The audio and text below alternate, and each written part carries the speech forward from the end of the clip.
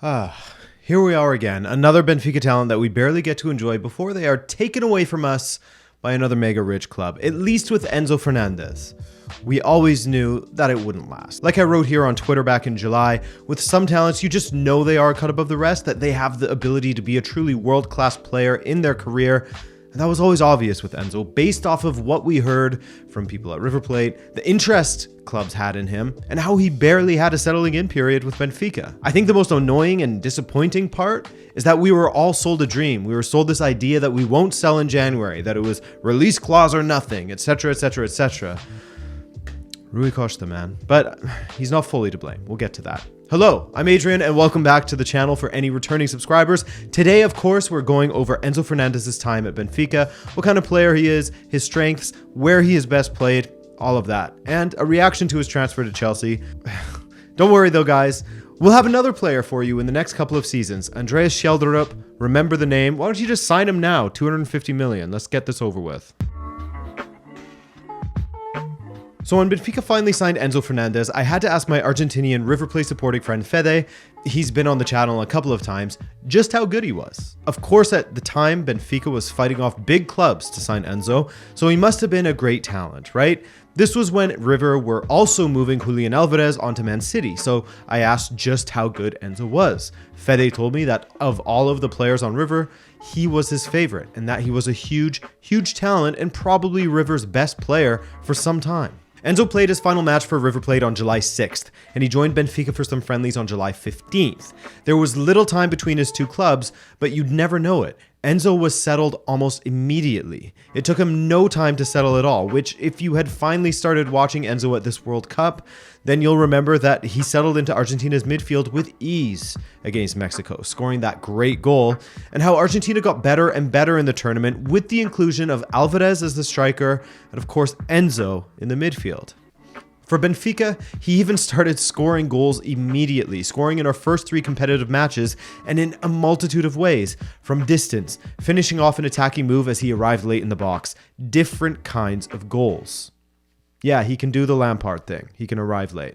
Playing in Roger Schmidt's system, he was played next to Florentino in a double pivot. Both players move about the pitch. They aren't planted firmly in front of the back line, and that's it. But where Enzo has more freedom to get forward and play as a very much involved box-to-box playmaker, Florentino covers the back line and takes care of defensive duties, like getting stuck in and cutting off passes. That's not to say that Enzo can't do any of that, however. In fact, let's get into who he is as a player.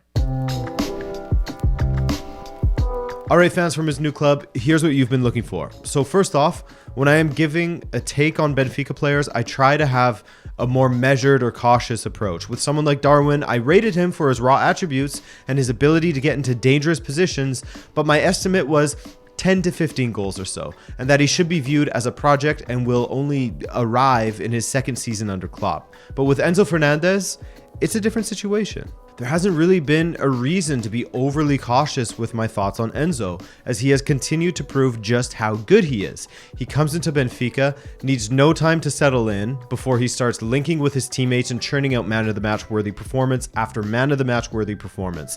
He rarely has had a bad game. His attributes, that we'll go over in a moment, don't allow him to, and he's one of those players that comes along and you just know, they're destined for the top, as I tweeted back in July, remember? You can see the difference between a very, very good player and a player who will have a world-class career should they choose their transfers correctly. At the very least, you can tell that he could walk into any midfield and become a starter, no matter the club or World Cup winning country.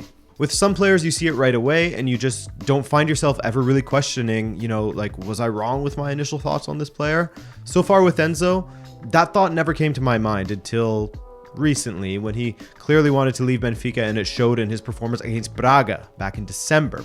So when it comes to a starting position, Enzo can play pretty much anywhere in the midfield. He can drop deep and split the center backs as a 6 if he has to, as he did for Argentina at times, and as he has done for Benfica when needed. He can play as an 8. He has done so effectively for Benfica in order to get the most out of his skills going forward and a bit defensively, and he could also do an incredible job as a 10.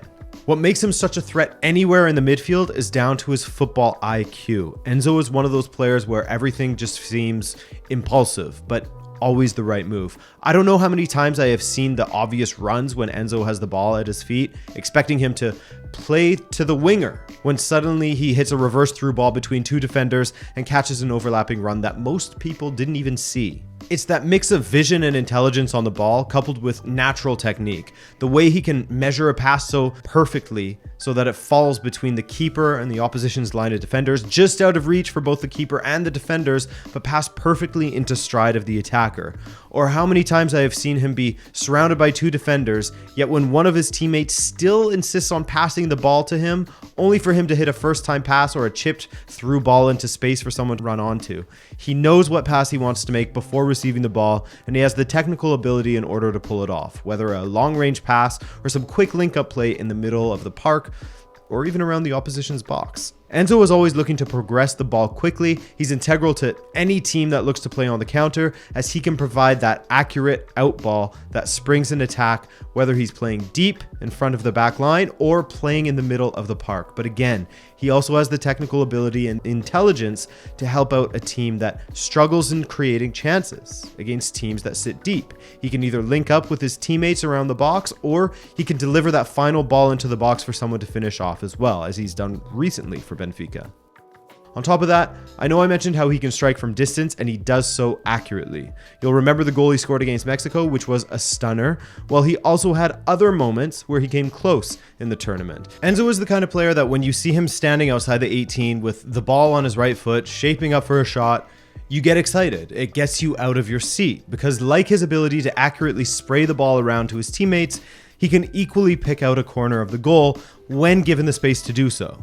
Enzo really is the perfect option in midfield. He's a coach's dream, because not only does he provide all of the things I mentioned going forward, but he can do a job defensively as well.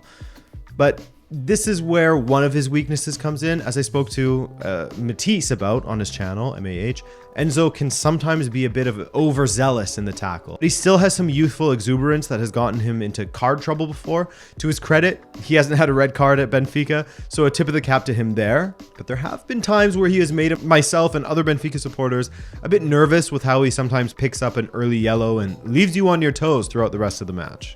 But aside from that, he's pretty good defensively, an accurate tackler, and given he reads the game so well, he can break up play through interceptions and predicting where the ball will go. But for me, limiting him to a strict defensive role doesn't get the best out of Enzo. I won't go deep into his analytics, but as you can see from this slideshow, basically, he is absolutely dominant when it comes to passing and chance creation. Whether it's passes completed and attempted, short or long, his through ball, progressive passes, expected assists, or passes into the final third, Enzo is often in the 99th or 98th percentile compared to players in the top 5 leagues that play a similar position as him. He's quite literally in the top 1 to 2%, analytics-wise at least, when it comes to midfielders. Now, of course, that doesn't guarantee what will happen when he moves to Chelsea.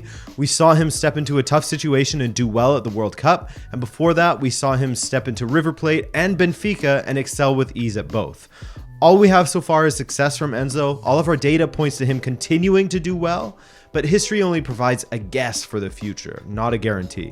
I was cautious with Darwin and other players, and I'm a lot less cautious with Enzo. He'll be a great midfielder if he continues on this trajectory, one of the best in the world for his generation, surely. So you have this world-class complete midfielder, which is something that doesn't come along all too often, a player that you could see stepping into the midfield of any team in Europe and not looking out of place. Enzo can hang, man.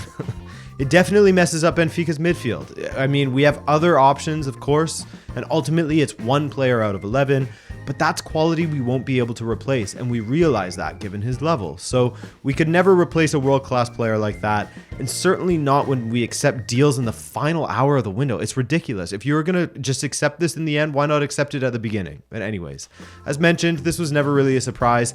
We've been here before with our talents, and Enzo himself even pointed to how Benfica will be a great sort of introduction to Europe. You know, South Americans see Benfica as a club that's a great gateway to Europe due to the culture, playing style, and pedigree of Benfica when it comes to developing talent and moving them on to elite clubs. So we never expected him to stay beyond a single season. I think leaving in January is incredibly frustrating. 29 matches, but 29 matches turns a player into 120 million euros. It's just annoying how Chelsea went about it, because as Roger Schmidt said, they had already spoken to the player, tapped him up, made him go crazy, as Schmidt said, and act out against the club. I mean, there isn't much you can do when a big club that's incredibly rich starts throwing their muscle around like that. Anyway, as far as how I think the transfer will go, for Enzo personally, he will thrive, no matter the team he is playing in, I think. A big part of Benfica's success and how they counterattack is thanks to him, his tactical and footballing intelligence, and how he can execute a pass.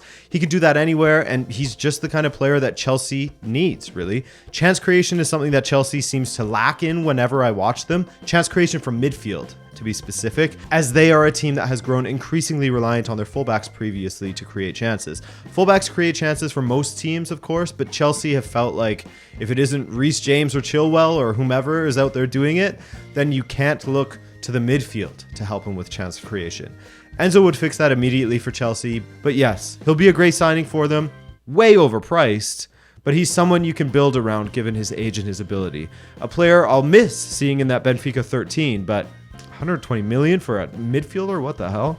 Anyways, guys, I hope this was a helpful video for anyone looking to get to know him better.